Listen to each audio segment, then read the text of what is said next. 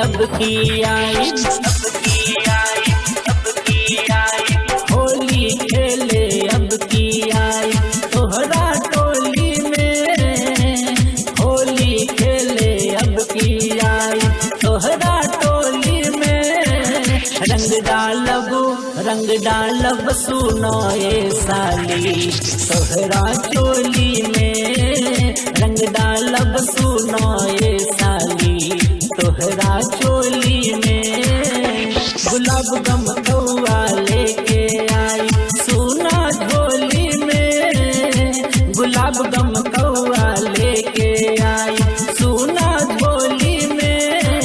रंग डालब सुनो ए साली तोहरा चोली में, रंग डालब सुनो ए साली तोहरा चोली में।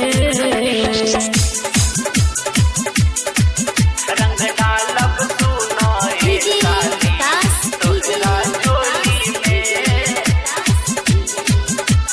गोपालपुर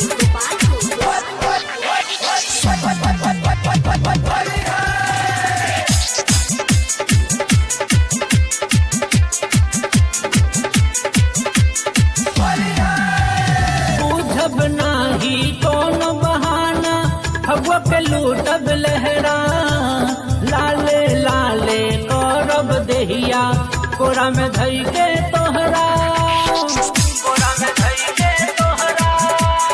बुझब नाही कौन बहाना हवा के लूटब लहरा, लाले लाले करब देहिया कोरा में धई के तोहरा। भगबू चाहे ने ओने, भगबू चाहे ने ओने पटकब नाली में, भगबू चाहे ने ओने पटकब नाली में। रंग डालब सुनो ए साली तोहरा चोली में, रंग डालब सुनो ए साली तोहरा चोली में। रंग डालब सुनो ए साली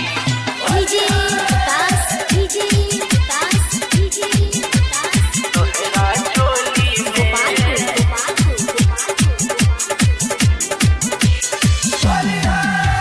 पहले बानी हो लिख लेला पूरा हम हो तैयारी, संतोष मानस ले ले बानी सुन डबल पिचकारी।